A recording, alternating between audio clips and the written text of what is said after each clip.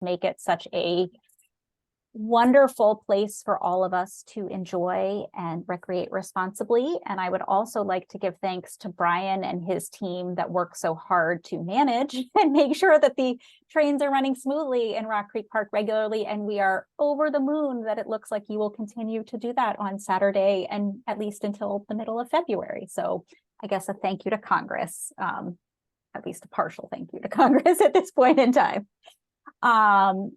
And with that, I am going to turn the reins over to Brian to actually, you know what, I'm going to say one more thing.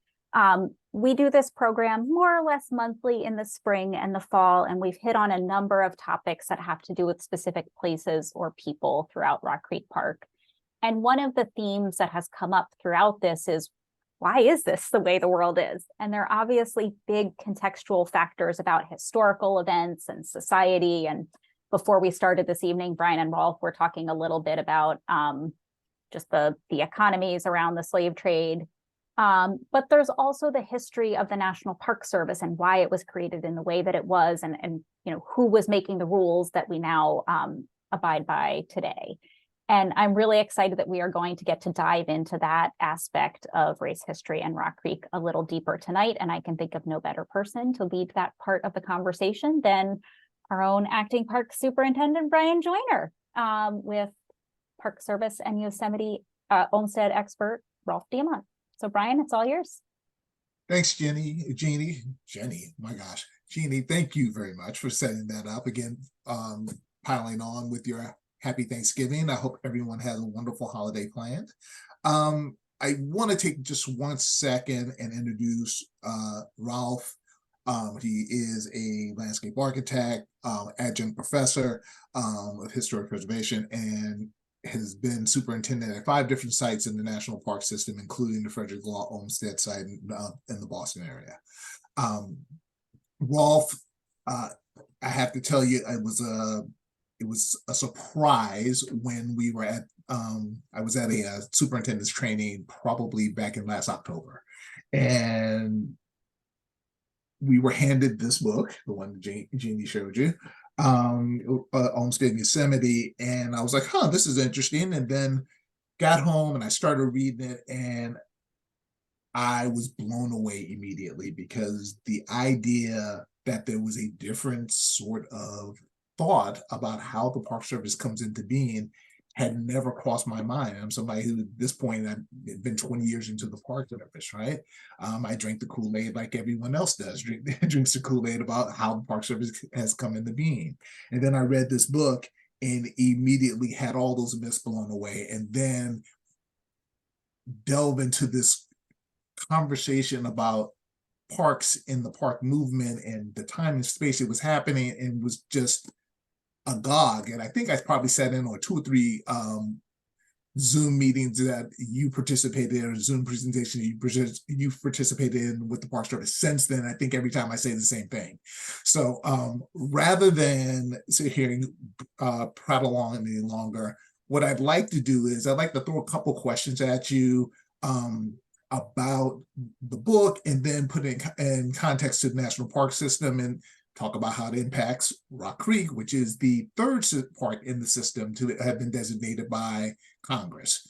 So if you have Yosemite in 1864, Yellowstone in 1872, you have Rock Creek in 1890. So very early in the process of how we develop the park system, or how we talk about the Park Service, Rock Creek is right there on the front end of that. So before I go any further, I'm going to ask if you can give us a little bit of background about our lead character in this whole conversation, who is Frederick Law Olmsted, and kind of put him in context to the era we're talking about. Yeah, gladly, Brian. You know, the Olmsteds, and I'm really talking about Frederick Law Olmsted and then his 2 sons, particularly his son, Frederick Law Olmsted Jr., intersect with the national parks for a period of close to a century. And Frederick Law Olmsted Sr., the elder Olmsted, was there really at the creation of the idea of really creating a system of national parks. And, having this conversation with the community at Rock Creek couldn't be more appropriate, because not only was Olmsted involved in the sort of the theoretical concept or theory for national parks, early national parks, but he was he himself, but in particular his sons, were involved with the development of Rock Creek, as you point out, one of the earliest parks to be set aside by the federal government. So this involvement with Rock Creek goes on for decades. And even before the park is established, they're Olmsted seniors laying the foundation, setting the table, if you will, for a system of national parks. And Rock Creek, well, it's hard to say, but there's no question that without the concept of national parks being established with the onset of the Civil War, the creation of a park in Rock Creek, or for that matter, anywhere in the United States, by the national government, was highly problematic. It took the war, but it also took a thinker like Olmsted to, as I said, set the table. And as you know, Brian, when we first, got into this business, as you said, the history of national parks was very gauzy, very ephemeral. When I started my career many years ago, it was still accepted wisdom that this all came out of a campfire in Yellowstone Plateau in the late 1860s, early 1870s. Some conversation around a campfire. Someone came, said, "Eureka, we should have a national park in Yellowstone, and we should have national parks."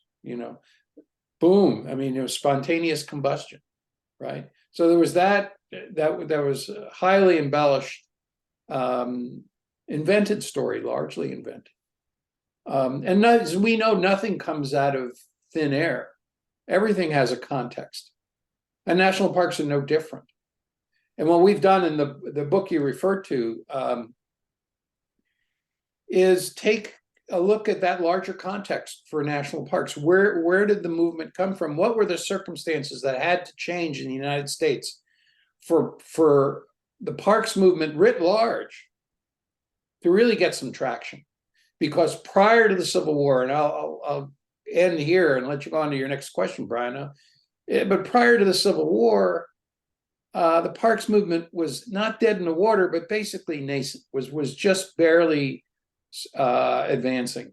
The one exception was New York Central Park. And the New York Central Park, which Olmsted was obviously, most people know, was deeply involved in, was an affirmation that government could pull off a great civic project like a huge park. At a time where we were living in a society, in a government that was committed to the protection of slavery and had no ambition for national improvements. There was no reason to invest in improving facilities for the general public. There was so much money being made hand over fist from enslaved labor in the United States that the government was basically focused on, it delivered the mail. It collected some port revenues. There were no taxes on property, no income taxes, because so much wealth was wrapped up in enslavement that none of that was off limits for taxation. So there was no revenue for anything. And the only thing the government had was land. And land that was taken from Native Americans. But land that was the only thing of value that they had, and that was basically what funded the government, the sale to private interests. So there was no interest in setting at all in the government's, the Congress or the White House, to set any land aside for public purposes of any sort, for any public benefit, for any public improvement. Land was sold to finance the government because there was no taxation, no revenue system. And so before the Civil War, we were in, parks movement was basically, it was raising its head, but was making very little progress.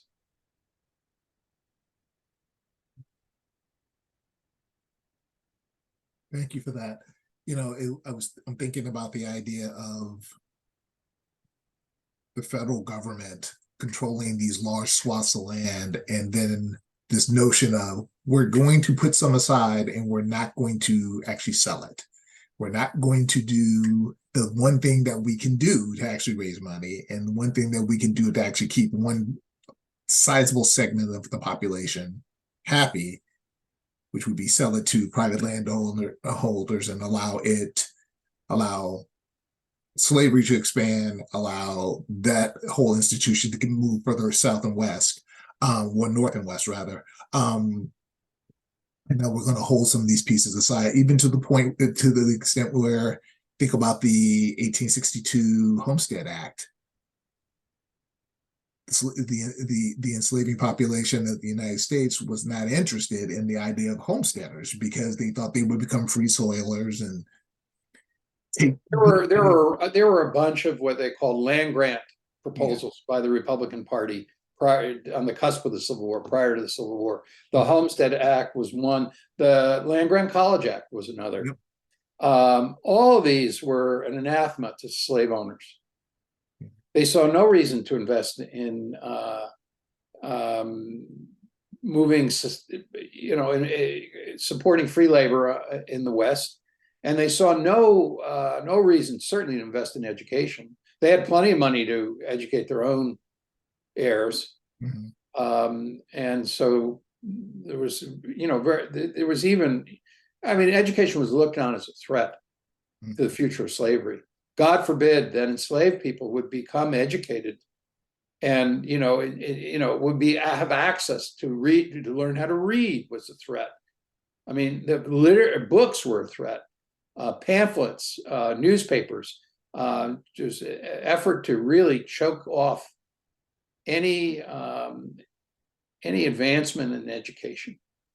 And so they looked on as free public schools as equally as with an equal level of antipathy as they did colleges, public colleges. So this was a period of time where Olmsted was beginning to make his way. And I'll say another word about him. Olmsted actually was not known initially for his park creation. In fact, that came rather later in his life with Central Park. But before that, he was a journalist. And he was one of the preeminent chroniclers of Southern society and the system of slavery in the South. And he was a correspondent who traveled, made 3 extensive trips throughout the South, and wrote a series of books and newspaper articles back. He was a traveling correspondent for what was then the New York Times, what became the New York Times. And he became famous not for his park making, but for his anti-slavery militancy. He was outspoken opponent of slavery, and it's in his mind that there could be no real progress in the United States, and particularly in the movement and the creation of parks, until the system of enslavement was overthrown once and for all.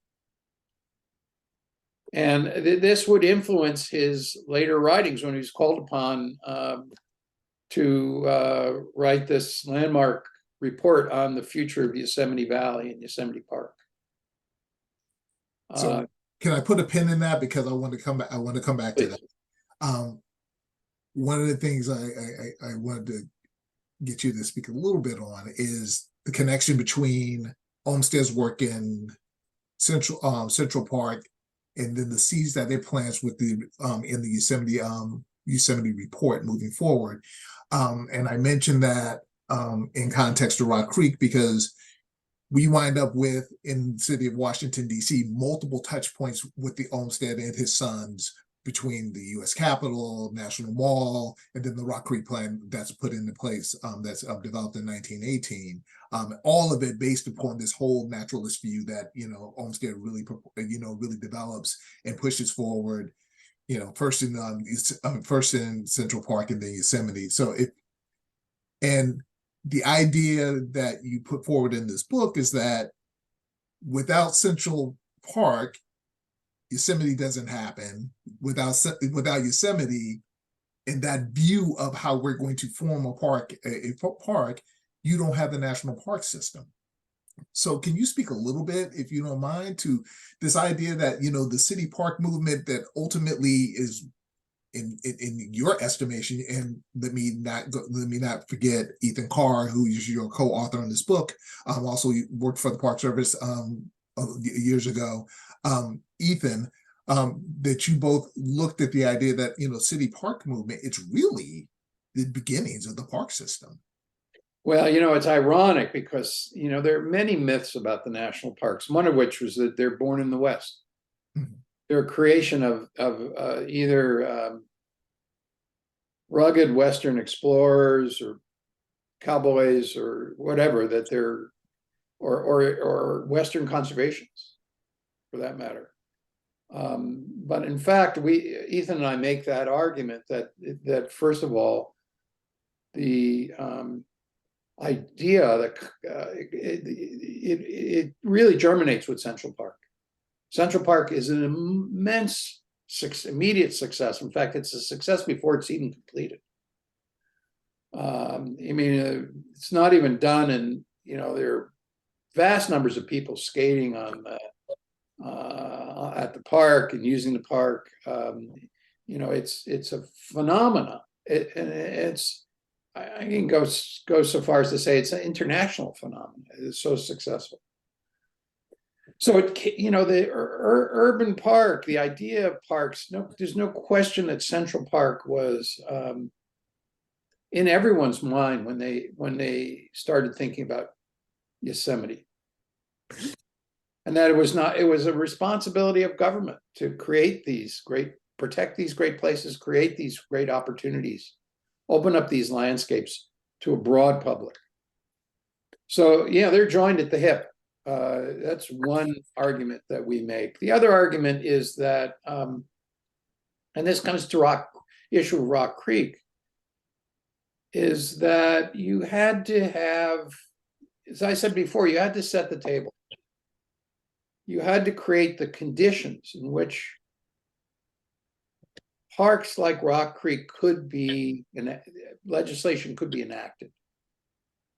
That in a slave republic, it would have been basically dead on arrival. There would have been no interest in that kind of investment by government.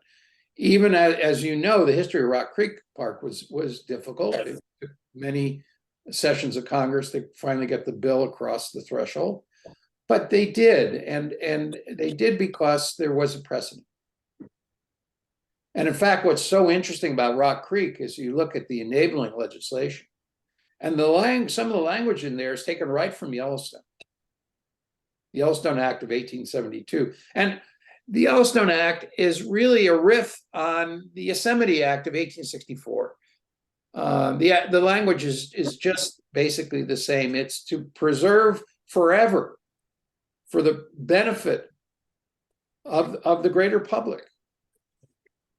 That concept was new to the United States. The national government did not preserve anything forever. It sold everything. And as you point out, there were two reasons before the war they sold everything. One, to raise revenue, and the other one, they were in their interest to sell land for the expansion of slavery going west. They wanted to facilitate the Western growth of slavery. And so when the war came, everything was turned on its head. And these land grants were passed, and Congress began to understand that among the many improvements it could deliver the American public, recreation and access to these great places was one of those improvements. And there comes the 1864 Yosemite Act. And like Rock Creek Park, initially it isn't called a national park. No. But for all intents and purposes, like Rock Creek, it is a national park. It is a reservation of land in perpetuity for public use, for the nation's use. that's set aside by the federal government.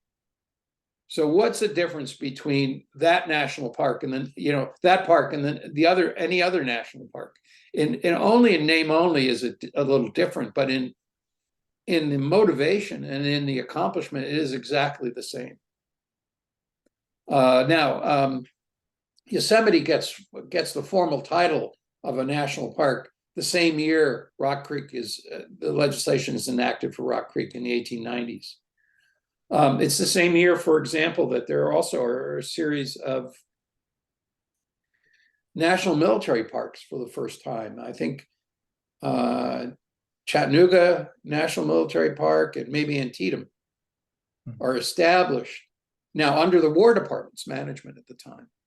But just like Rock Creek, it doesn't matter who was put in trust for this land. What matters, it was an act of the nation in perpetuity to set aside something for the benefit of all Americans, not just for the residents of the district. And the battlefields were not just for the residents of Chattanooga or Sharpsburg in Maryland. They were for all the people. And just like when Yosemite, which also wasn't, when it was created in 1864, wasn't initially a national park, called a national park. It was entrusted to the state of California, but it was entrusted for all the people of the United States, not just for the small population of California at the time. So Rock Creek is right in there, sort of following up on this shift. And I have to say that one of the things that accelerates this shift is Reconstruction. It's not just the Civil War, it's what follows the Civil War. And during the period of Reconstruction, the government does things that it's never done before. Agencies are created that were never in existence. We have the Freedmen's Bureau. It's the first public welfare agency in the history of the United States, in effect. You have the creation of the Justice Department, especially in order to enforce the attempt by the federal government to protect their investment in Reconstruction and protect freed people. And then the passage not only of the 13th, but then the 14th and the 15th Amendments to the Constitution. Fundamentally changing the axis of who's responsible for the protection of civil rights in this country, that it was not going to be left up to every state to determine who was going to vote and who wasn't going to vote. That resonates a bit today, doesn't it? Yes. But that was a responsibility of the Constitution and the national government to enforce. So this really comes at a period where there is a greater inclination of Congress to intervene in ways that get involved in things that had never done before. And that really sets the table for Rock Creek. So you just laid out the small R republicanism that is the driving force in all this, and the development of a activist government in ways that we've never seen before. And one of the things I think about is even in places like Washington, D.C., which even after the Civil War wound up being the segregated place, you see the federal government through the governors of the commissioners who are in charge of the city, doing things, doing incredible things within the city of Washington, D.C. Rock Creek being part of that, obviously.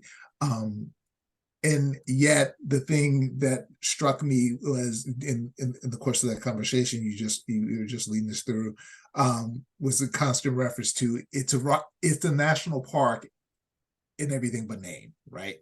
And for those of us who work in Rock Creek and live here, that's a bit of a sore spot. But it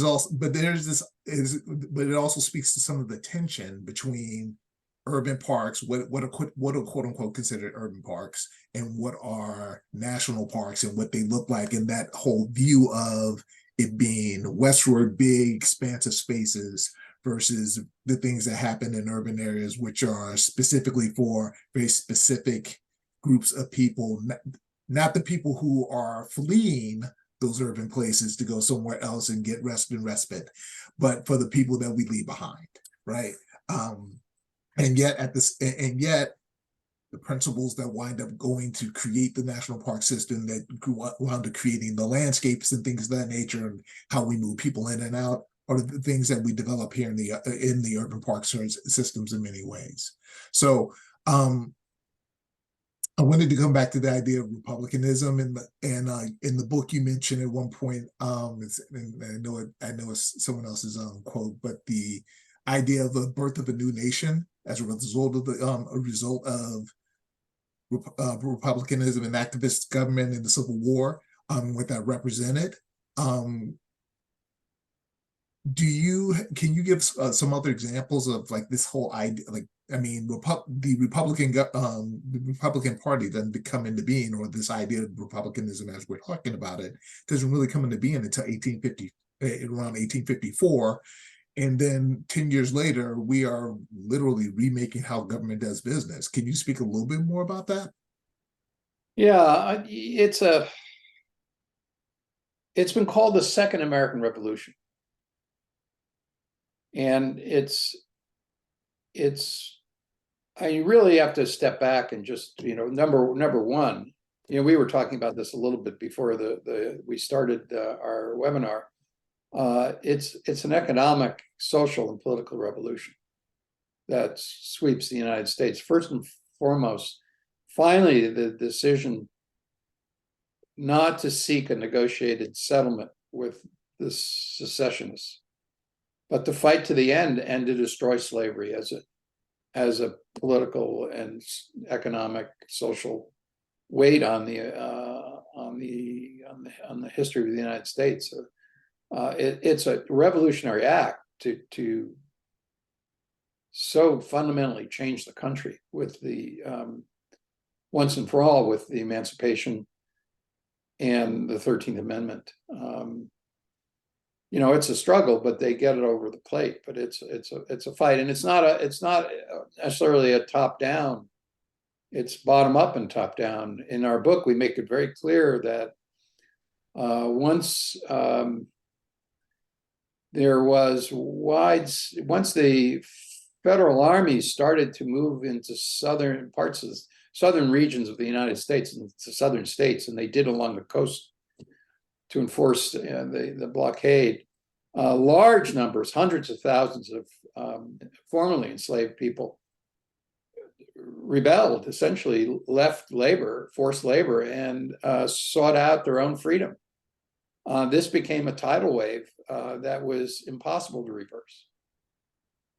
And at that moment, emancipation became a potential reality. You weren't going to put the genie back in the bottle. There was no way you're going to re-enslave 500,000 newly freed people. No way on earth. Particularly when you have trained and armed almost 200,000 Black soldiers and sailors, and given them the uniform of the United States Army. There was no way you were going to step back from that commitment, and that citizenship would follow other enfranchisements. It became inevitable, a struggle all the same, but the tide had turned.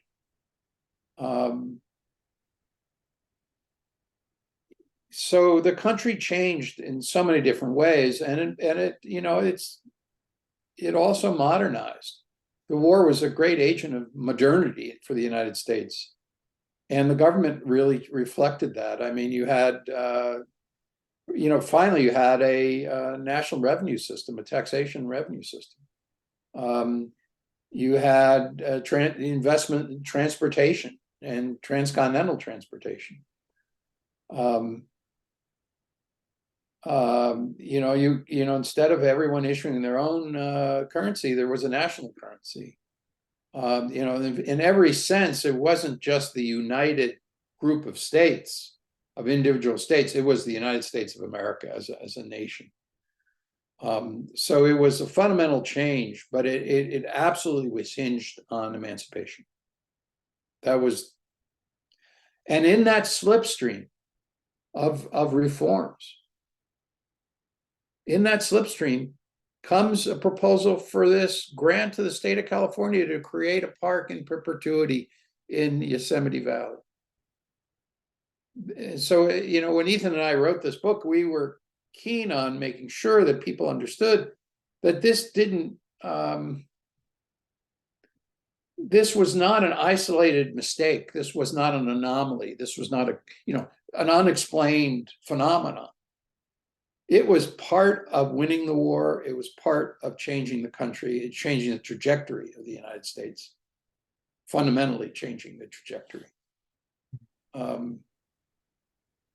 You know, of course, the Native American population of the country were not beneficiaries of a new birth of freedom by any means. They suffered for it. Their persecution and dispossession continued really unabated through the war. This is one of the great tragedies of the United States, is that was never addressed, and in fact, over time, just accelerated. But the war did change the nation, fundamentally change the nation into a kind of a country that, in fact, could develop a system of national parks. So I was thinking about the spate of legislation you were talking about in a more modern context. I think of the time coming through the Johnson administration with all the different legislation that comes out of that: Voting Rights Act, Civil Rights Act, National Historic Preservation Act, and Wilderness Act, all these other acts that come through here that fundamentally shape how we saw the world moving out of the 60s and into the 70s and forward, and even now, obviously. And I was thinking about those acts, and I was thinking about significant here to Washington, D.C. is the Compensated Emancipation Act of 1862, you know, which is kind of the dipping the toe, Lincoln dipping his toe into the water to test to see if emancipation would fly, and how people felt about that. And I think about what that must look like on the ground here in Washington, D.C., in the city that's, you know, you are at war with the South, but at the same time, you are without question directly a part of the South, and segregated cities, segregated locations, and things of that nature.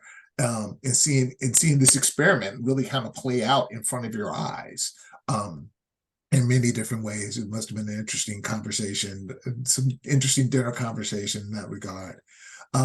You touched on something that you mentioned Native Americans, and you mentioned the fact that they were essentially never made whole with what winds up happening after the Civil War, and more importantly, you know, the rapid depossession of their lands. And when you think about the national park system, you have to think about the fact that, you know, the depossession of people's lands, or like the way we wound up with large swaths of land to be able to actually create these parks. And that ultimately is underrepresented groups who, you know, bore the brunt of all of this.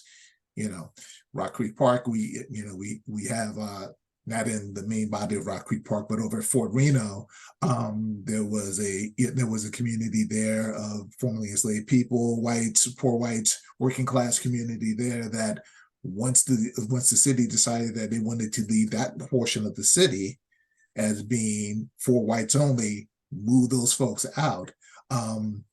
And now we have Fort Reno, you know, which is part of the Civil War defense of Washington, D.C., and there's a ball field and a bunch of other things there. Good things for the city, good things for the Park Service. Yeah, absolutely. It's not a progressive narrative. It never is. I mean, we assume that, you know, everything sort of moves in a, you know, bending the curve towards justice. It's a much more broken narrative, where there's progress and then retrenchment, and in many cases reversal, and then maybe some progress, and then a reaction to that, and we're pushed back again. So, you know, the irony, of course, Brian, the real irony is that the National Park Service finally gets involved with Rock Creek Park for all the wrong reasons. The executive order that FDR, Franklin Delano Roosevelt, issues, which brings Rock Creek into the national park system, I think the Park Service was hugely ambivalent about it. I have to do more research on this, but there's certainly evidence that the director of the Park Service at the time, Albright, thought about it and decided not to push back, to accept the Washington parks in the national park system, because he thought that, well, you know, it's going to help his power base in Congress if he the Park Service actually had a footprint in Washington, D.C. So there was a reason to accept it. But ironically, I think the organization fundamentally really had not a clue what to do with an urban space. And that the agency, and this is something we talked about, Ethan and I, in the book, in fact, had created myths about itself that totally divorced its own origin from the Civil War and from Frederick Law Olmsted and from, you know, all these reforms, the Second American Revolution. They wanted to bury that history as conveniently as they could, and instead chose to invent these stories of campfires because they were more comfortable and saleable. And so in the irony, and of course, you know, here they are in the city for the first time, and it takes them a long time. You're really, you were talking about the Johnson administration initiatives. Well, it almost takes that long for the National Park Service. You're obviously know a lot more history about National Capital Parks and Rock Creek and specifically, but it takes a while for the Park Service to get with it. The fact that they're operating in an urban environment, and you know, it's a different order of priorities and needs. You might make an argument that really wound up being with the assassination of Dr. King and, you know, the events of 1968 that forced the Park Service to really look at its portfolio here in a much different light and behave and move with it in a much different light. Yeah, that makes a lot of sense. I wanted to come back to the whole question of dispossession for a second, because I'm curious. I'm curious as if you saw any research or know anything, or know how Olmsted might have felt about Seneca Valley, which was the community that was in Central Seneca Village, yeah. Yes, Seneca Village was the community that was there prior to Central Park being there, and his thoughts on the possession of the Minwalks, the Sierra Nevada Minwalks from Yosemite Valley. Yeah. Yeah. You know,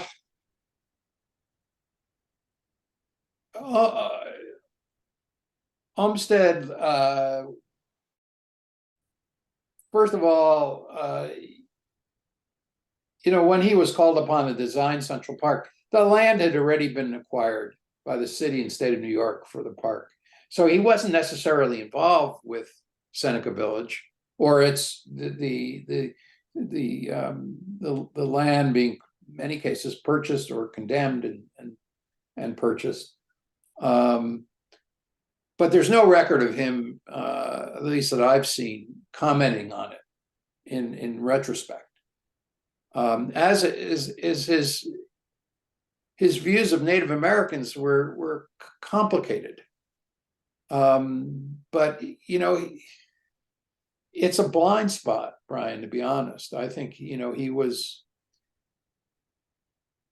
very, very much fixated on the issue of African Americans in American society. This was something that he really occupied his thoughts and his passions for the better part of 20 years. He very much wanted to lead the Port Royal experiment and lobbied very hard for that job, and didn't get it for a variety of reasons. But with Native Americans, you know, there are some of his writings where he was very sympathetic, but by and large, they were invisible.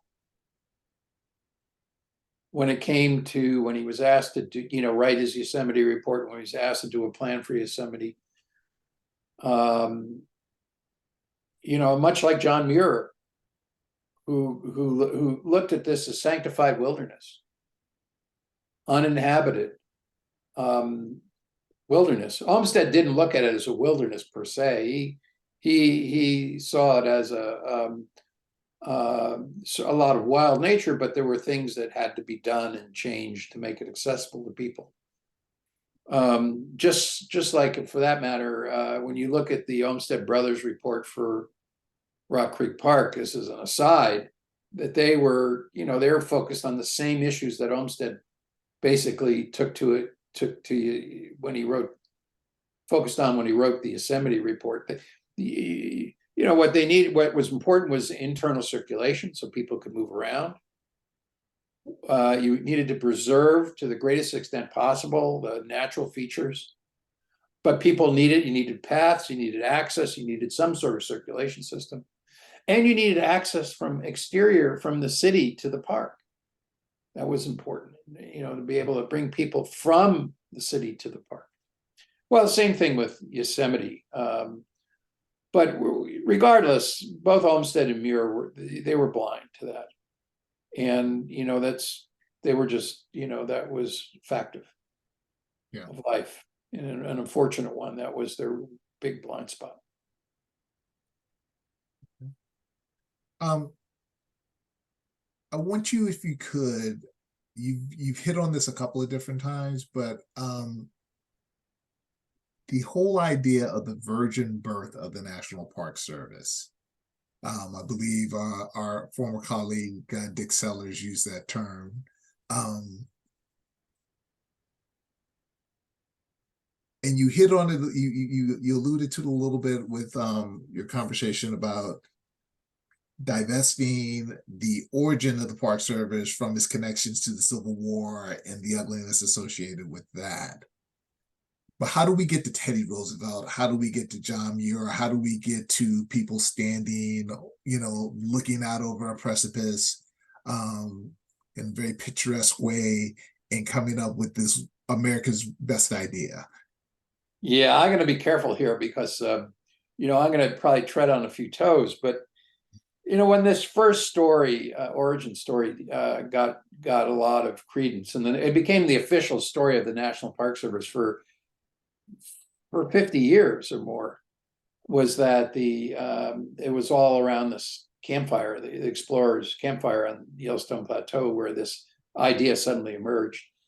When that was finally debunked by Yellowstone's own park historian, they were left with nowhere to go, so to speak. They could have, sort of looked a little harder at the Yosemite report and the Civil War, but they chose instead to essentially come up with a second campfire story to replace the first one. And this second campfire actually did take place, and it was that event you're alluding to when, in 1903, when Teddy Roosevelt comes into Yosemite Valley and he spends the night camping with John Muir. And the next day they go out to it's Glacier Point you're referring to, where they have their photograph taken. Right at the edge. It's a beautiful image. It's very iconic. And I'm sure during their night of conversation around the campfire, I'm sure that Muir gave Roosevelt, they were both great talkers, so they probably talked each other to sleep at some point early in the morning. But the issue on the table for Muir at that point was that a national park had been created all around Yosemite Valley, but that was still a reservation held by the state of California. And Muir was hell-bent to see that the park united, that piece of the park, right at the heart of the park, that piece of the puzzle put into place. So that became part of the federal park, the national park. But to credit those two guys, despite this wonderful photograph, with being the fathers of the national park idea, is kind of incredulous. First of all, we've been talking about how the first real, in all but name, national park was created in 1864. Well, Teddy Roosevelt is about 4 feet tall at that time. He's or 3 feet. He's in the 5th grade. I mean, he's a kid. He's in short pants. John Muir has not stepped foot in the United States. He's in Canada, working in a sawmill in Ontario. So to get to say that the National Park Service was born, the idea was born in 1903, let alone 1872, when in fact it goes back to 1864 and before that Central Park, is to really stretch. It's to create a story out of pretty much, it happened. The meeting did happen in Yosemite in 1903. It was consequential because as soon as Roosevelt got back to Washington, they moved the valley from the state to the national park jurisdiction. So it was a successful meeting. But to credit those guys with the creation of the national park idea is to stretch things far beyond credibility, in my opinion. Well, you make a pretty good argument for this. I want to give us a few minutes, give us some time to be able to take some questions. So I'm going to ask one more question. When you and I were talking previously, you mentioned that, I asked you the question because you just alluded to the idea you might get in trouble for debunking this myth, but I asked you the question, what's the feedback been on the to the book from people?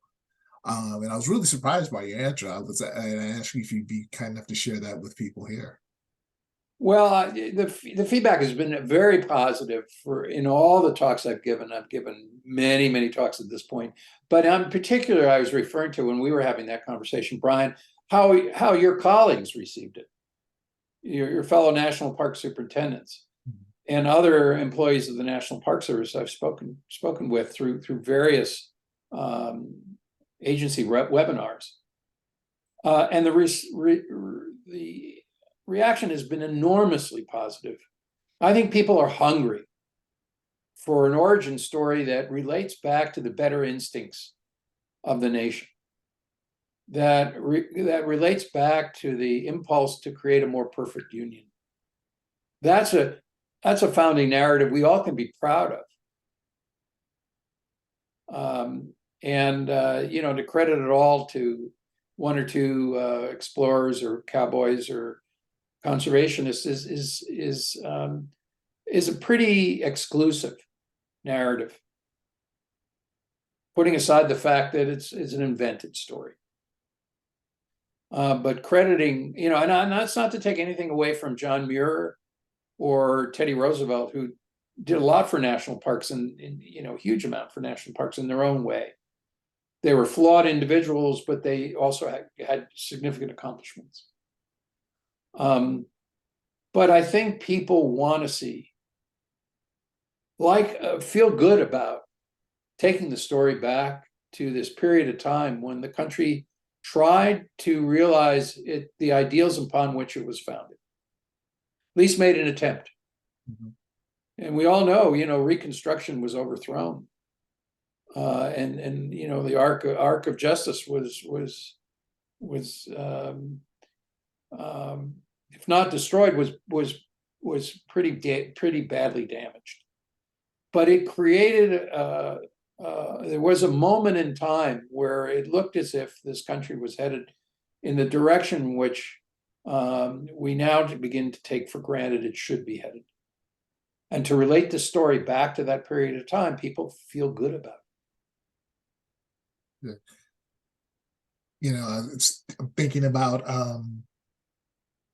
how Rock Creek as a park has had for so long been a metaphysical and physical dividing line for the city of Washington, D.C. And the amount of work that's been done and being done by folks like Rock Creek Conservancy, people who are on this call, to really kind of break down that barrier so that everyone views Rock Creek as being their park, that it is the park for everyone in the nation, that is not just a neighborhood park, that is not just belongs to people on the western part of town, that it gets to the better angels of our nature, that it reaches there, is something immediately started thinking about when, you know, when I read this book and just like, oh, wow, wow, wow, wow, wow. Okay. Okay. I see it. I see how we can get, so I see the different path here. And so, Rolf, I appreciate you taking the time and talking with us this evening. I think at this point I'm gonna turn it back over to Jeannie. We're gonna start taking some questions. Apparently we have some people who are chomping at the bit to ask you a few things. We do have some questions. We do, people are welcome to continue adding questions to the chat. I think they're showing up, so only I can see them. I apologize for that. We had one question, and I apologize to the questioner that I can't pinpoint when it came in, but there was a question about the people that own the farms on the land that became Rock Creek Park. So maybe the question is sort of how the park was created. You know, were there people here before? Was it empty wilderness at the time?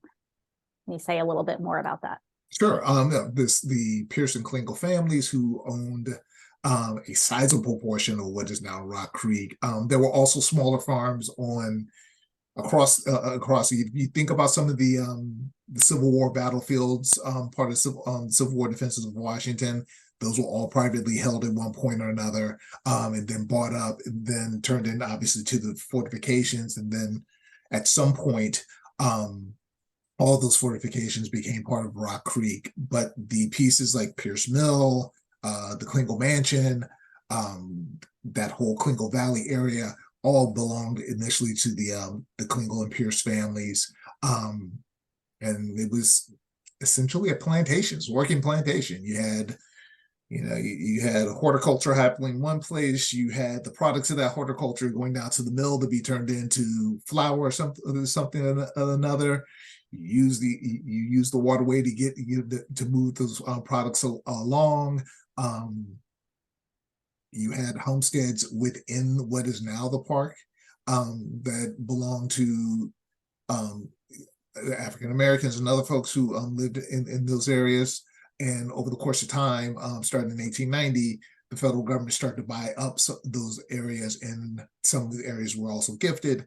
But and then it becomes the Rock Creek Park that we know as a park. It's in really the form of it the way we know it in regard to like where the Brightwood Recreation Center is, where Carter Barron is, and some of the other pieces and the roadways, and a lot of that stuff get really fleshed out with the Olmsted plan that's put together in 1918, which is, you know, is the Olmsted Jr. and his half brother. But these are also the same people who were very much involved in creating the National Park System Organic Act just 2 years before. So a lot of the language and a lot of the values that you see in the Organic Act are relevant and show up in the 1918 report to help move us along into developing Rock Creek into what it looks like now. But Brian, a quick follow-up. So those folks were paid fair market value for their land, or was it more of a displacement? It depends on the folks. You're saying. The National Park Service has a very checkered history. Yes. When it comes to land.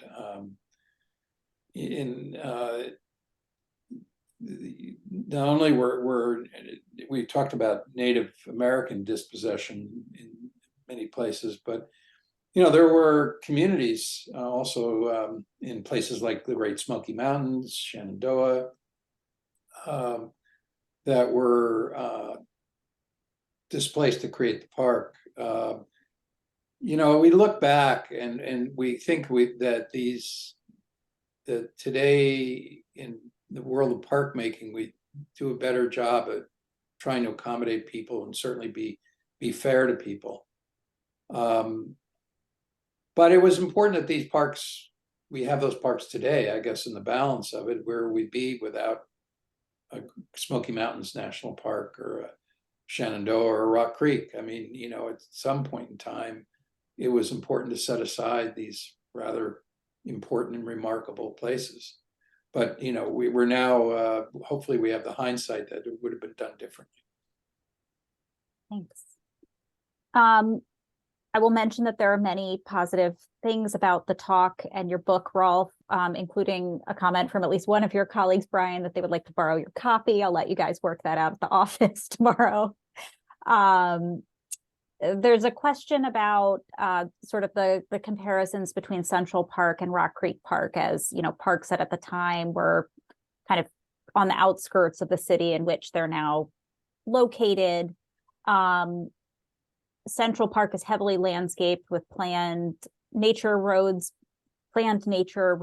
bridges, lakes, benches, and other amusements. Rock Creek Park doesn't have nearly as many amusements or sort of built components, and why is that? Well, Brian may have some comments on it. I only will say that it was interesting looking at, I did a sort of an initial brief examination of the Olmsted report, the 18 report. And, you know, based on that, my feeling is that it hit the Olmsted's approach to Rock Creek was more like Olmsted Senior's approach to Yosemite rather than Central Park. For Jeannie, for all the point, you made the point that it was, or the questioner pointed out, that Central Park had a lot more intervention and a lot more manipulation of the landscape. In fact, enormous manipulation of the landscape. And like Yosemite, Rock Creek, they're feeling with that, you know, the natural scenery must be kept intact, more or less intact. They wanted the valley, the river, to remain a focal point. And, you know, what they really wanted to add to it was some circulation system to get people to be able to move around it, which is exactly what Olmsted Senior recommends for Yosemite. And the last thing Olmsted Senior recommended for Yosemite was a road from the Stockton steamship landing to the valley in order to get people to the park. And, you know, that's in the 1918 report for Rock Creek, which is that there has to be adequate transportation provided to and into the park for people dependent on streetcar service. So I actually think ironically, there's more of a connection to the approach to Yosemite than there is to what was done in Central Park. Brian, your thoughts on this? No, I agree with you. I was actually looking at the transportation section of the report earlier. As you may know, roads in Rock Creek are things that we spend a lot of time talking about. So I was, you know, I was tickled to read through there and see that, you know, I mean, the brothers understood that the idea is to get people into the park. To get people into the park, you needed to have ways to get them there. You needed to have roads. Cars were reality at the time. And many of the images are associated with the reports. I would say the appendices are of cars on Beach Drive or parked somewhere off of the Old Mill Ford, and all those locations. So yeah, I agree. And I think the compromise was that we had the Brightwood Recreation Center where the amphitheater and the ball fields and all that stuff that, you know, the brothers say in the report very clearly, you know, you don't want to put a bunch of pleasuring grounds down near the water. We don't want bathrooms. We don't want these things. We have locations for that. We have a place to put that. This is where you send people to do those sorts of things. But here, naturalistic setting, take advantage of the views. Don't do anything to impinge those. You know, thin the forest enough to allow the more picturesque trees to grow and thrive, and the rocky, craggy cliffs to be better shown up. So. Yeah, when the Olmsteds always, you know, both at Central Park and even Yosemite and in Rock Creek Park, they at least had that vision that at some point these were going to be hugely important to the city. These spaces, to maintain the integrity of these spaces there was going to be one point where there are going to be millions of people visiting these places. They had that foresight in all their work. Jenny? Yeah, Thanks. And I do see a hand or two. We have a few more questions in the chat that we're working on. So if you don't mind typing your question for us, that'll get it into the queue.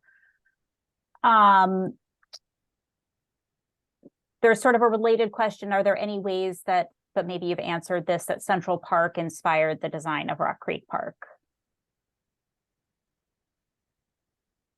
Related to the last question. But I think you answered it by saying Yosemite did more. And maybe that explains why Yosemite is my second favorite national park. The connections there.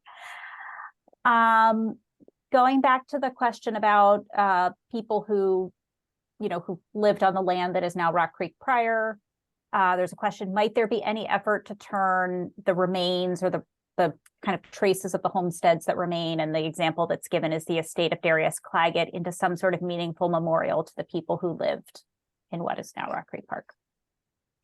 Well, there's been a recent National Register nomination about the African American homesteads in rural Washington, D.C., where we focus on several of those homesteads that were in the park at one point. They're archaeological sites, so we make a point not to actually point them out, so that they don't wind up having people with the best of intentions do damage to the remains of those places. This report was done in the last couple of years, last year or so. And I've been working we had a bunch of kids from incredibly bright, talented kids from Worcester Polytechnic Institute that have been doing research on more potential individuals and homesteads in Rock Creek, and where they might have gone once they were no longer able to continue to live in Rock Creek. So some of the work we are trying to do with that research and some other research that some of our partners, like the Friends of Pierce Mill, are doing, is to look at get a better picture of what happened to the people who used to live in the Rock Creek area, and do some more documentation, work on some sort of exhibition or something of that nature.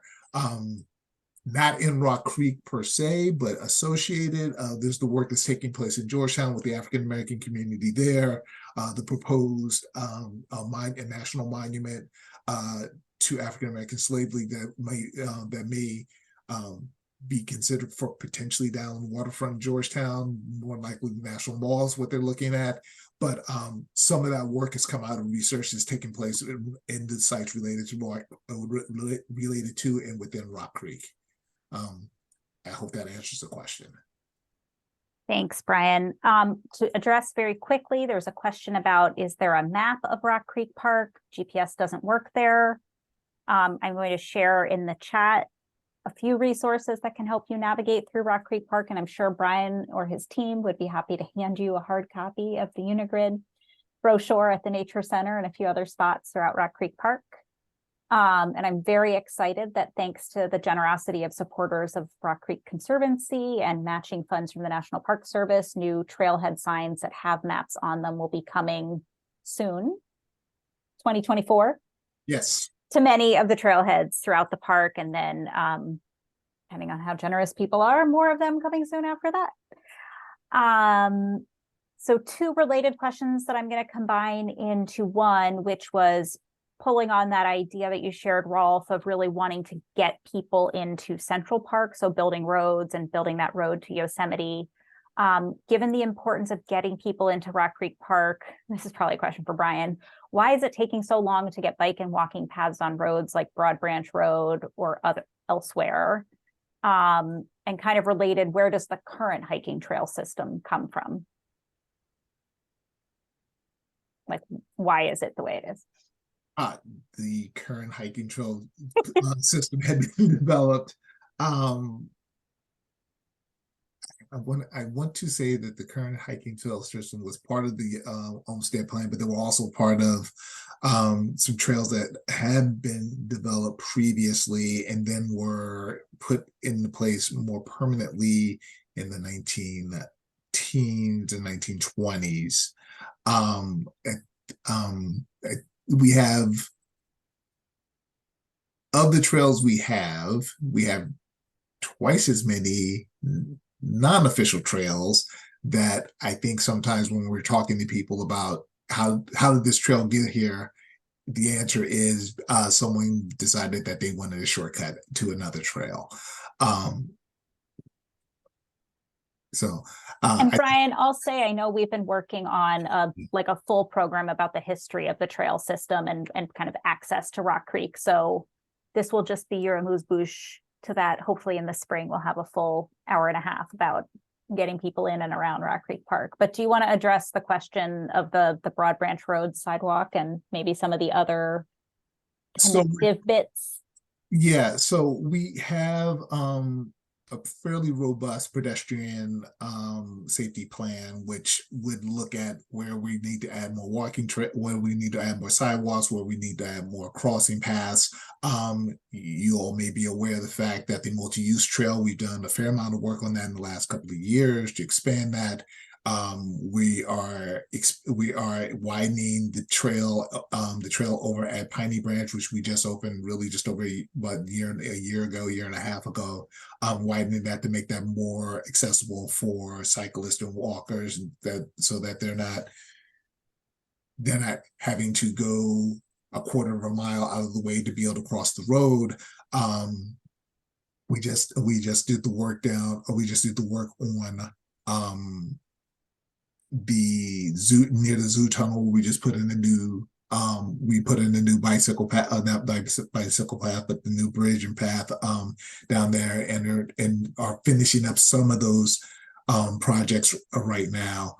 And then, of course, there's the fact that now Beach Drive, the upper portion of Beach Drive, is now closed, which gives a nice meandering way to get to multiple places within the park, and also link up with our trail system, with our more traditional trail system. And Brian, someone in the chat commented that a lot of the trails were originally bridle trails that may, I presume, have predated the park. But I just want to point out since the question did specifically mention the sidewalk along Broad Branch Road, if I'm not mistaken, that is a DDOT road, and so the district government will formulate funding to build the sidewalk along Broad Branch Road, which would connect down to Rock Creek Park. So if people are interested in seeing that happen faster, they should get in touch with their ANC or council member and let them know that it is a priority for you. It's not Brian's road. Is that right? Yes. Yes. But it is important as we think about the connections between the park and the rest of the city. Brian and others in the National Park Service obviously have to work closely with planners in the district to coordinate these things. Okay, this is a meaty question from Sarah. My understanding is that, as you guys are adding questions, the other questions move up. My understanding is that most of what the Olmsteds worked on were private residential developments. These were mostly new, segregated, white-only subdivisions, most famously Baltimore's Roland Park, which is also known for its early use of racially restricted deed covenants. But the covenants weren't necessarily needed because the Olmsteds were very skilled at creating natural barriers using the topography, trees, etc. How might this major aspect of their career and the segregationist considerations embedded in the landscape design influence their development of Rock Creek Park during a period of increasing racial segregation and white supremacy? Well, I'm going to kick that to you, Rolf. Well, there's I'm not all that familiar with that part of their residential work. I never really focused on the residential work, but they were operating. And in our book, we talk about one particular story. Even Olmsted Sr., who he dedicated so much of his life to anti-slavery activism, when he ends up as an older man and running a private firm, he after castigating secessionists and slave owners and rebels for so long, he accepts a commission to do the Capitol grounds for Montgomery, Alabama, under the white supremacist government that overthrew Reconstruction. So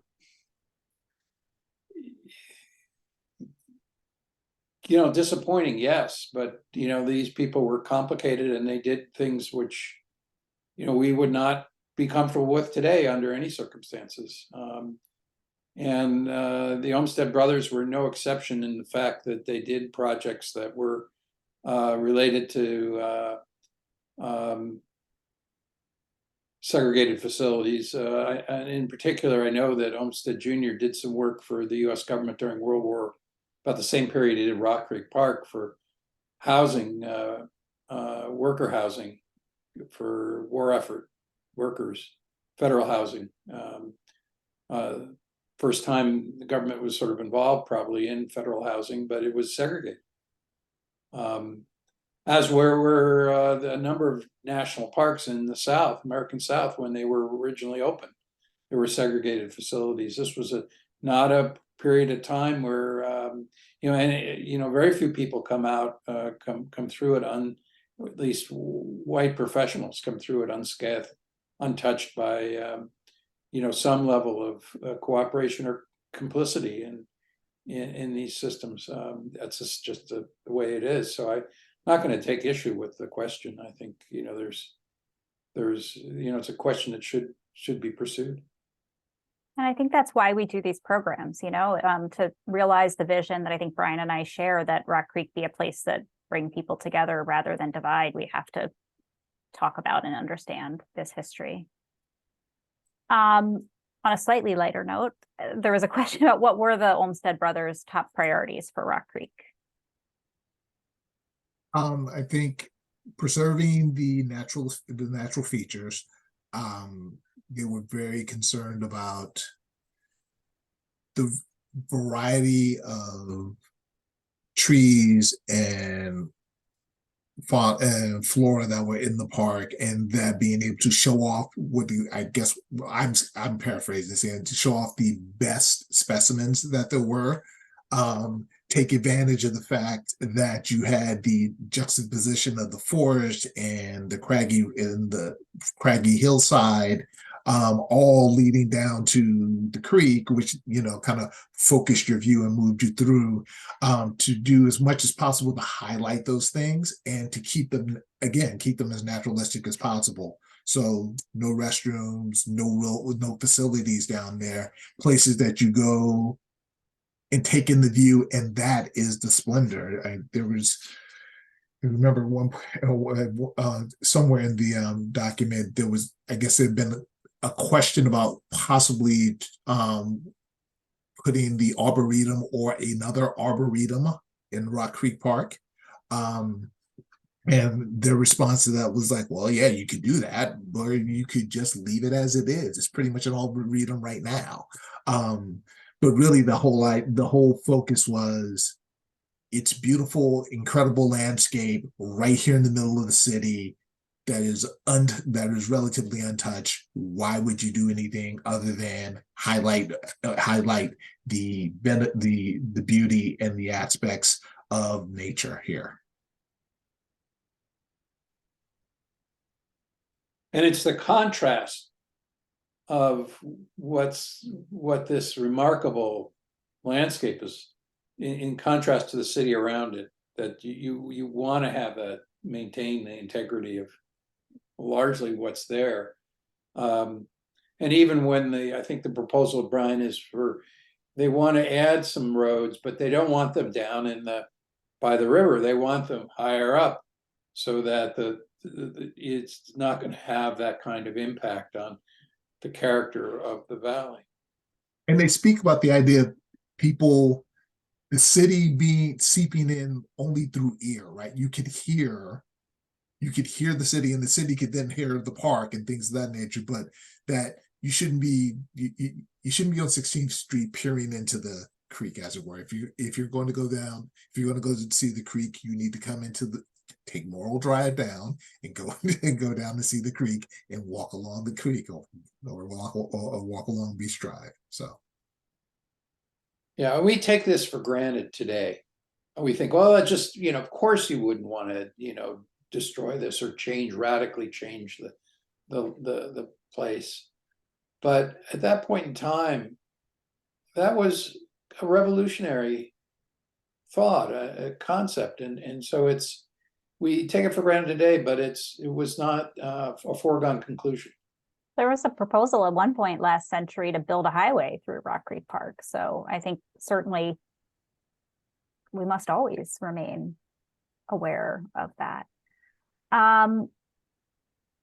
There's a question about the relationship between the sewer system, which already, we already had storm drains and sewers running through Rock Creek when the park was during the Olmsted Brothers planning period, and was that considered during their planning process?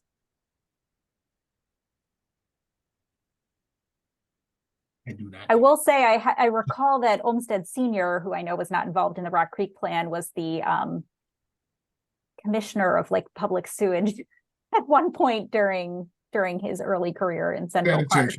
Well, his Sanitation, famous water plan, of course, is Yeah. Emerald Necklace in Boston, which was largely to address this problem of water management in the middle of a city. Mhm.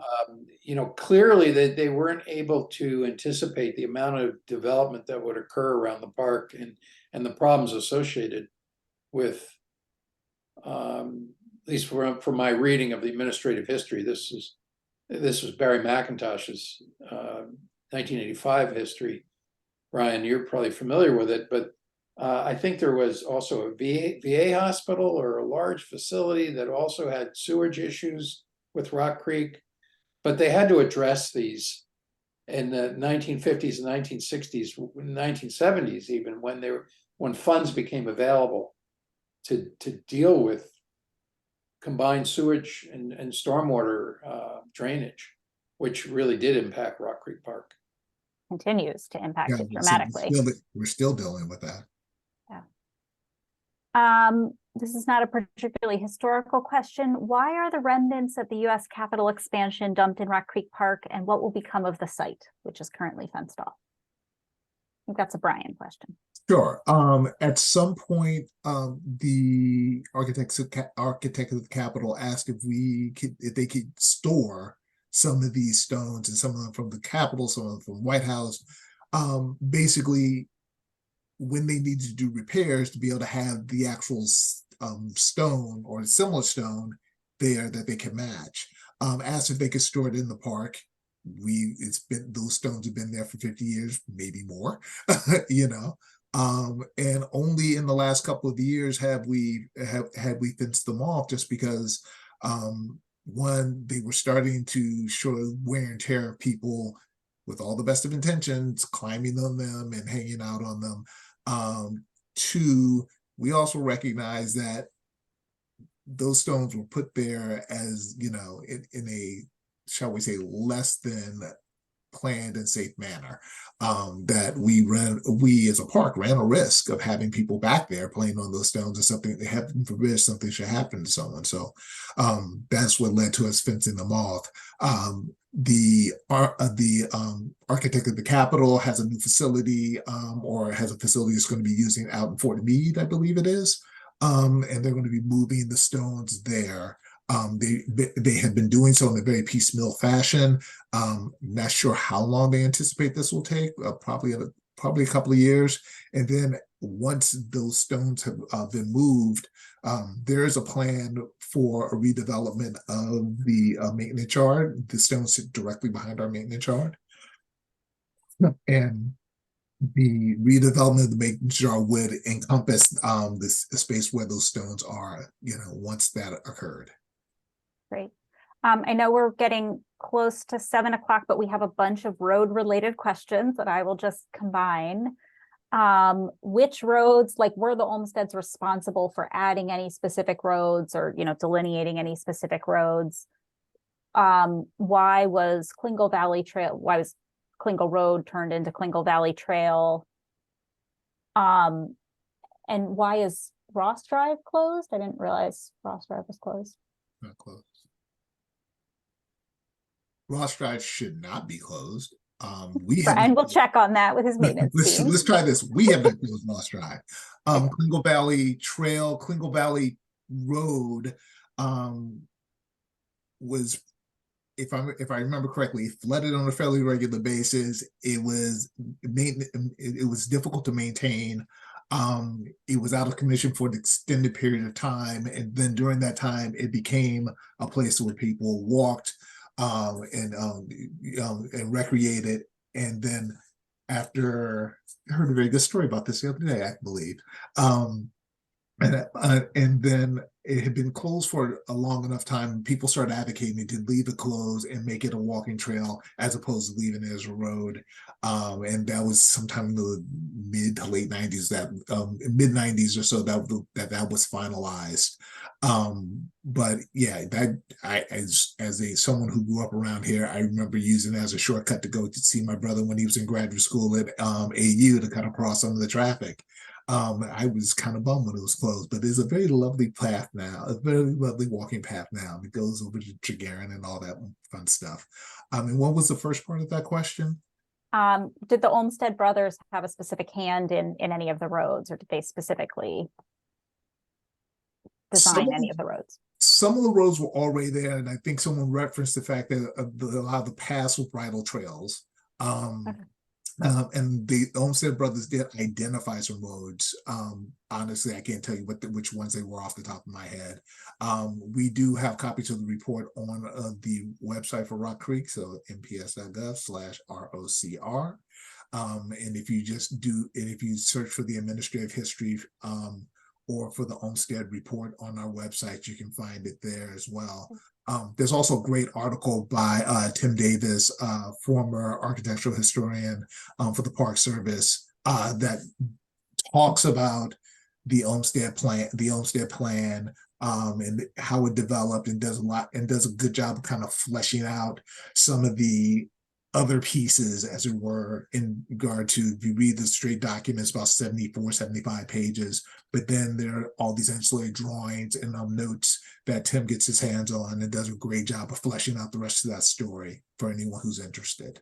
Yeah, and I can make sure that we get all of the resources that you just mentioned and a few others that have come up during this conversation in the email that we'll send to everyone who's registered for this event, including the recording of tonight's program.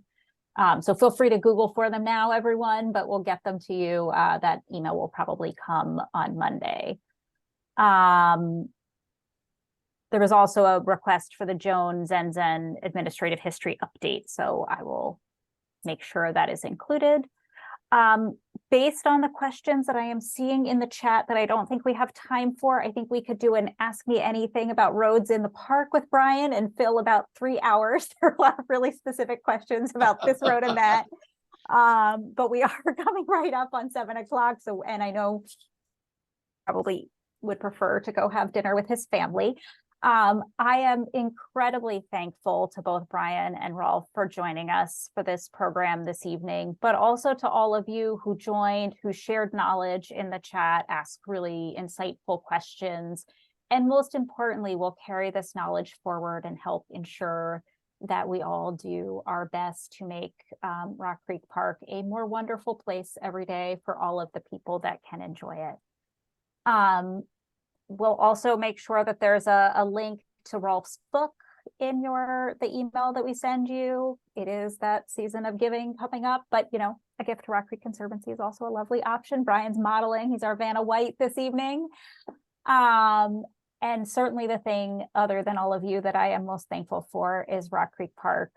So I hope you all, while we're having this lovely break in the weather, or when the weather gets worse, you can bundle up and go out and enjoy it, and check out all these trails that we've been talking about, and see if you can see those fingerprints of the Olmsted plan as you walk or ride around the park.